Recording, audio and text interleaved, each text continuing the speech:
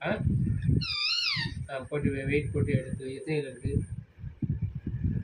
சரி போட்டு அவங்க காசு கொடுத்துரு 15 ரூபா கொடுத்துரு இதை வந்து எல்லாத்தையும் கட்டியது என்ன ஃபோனை வைக்கவா இதை கொத்தி ஏன் விட்டு அவங்க ஓட்டு போன மாதிரி இழுக்கக்கூடாது சரியா எங்களுக்கு டச் பண்ணவே கூடாது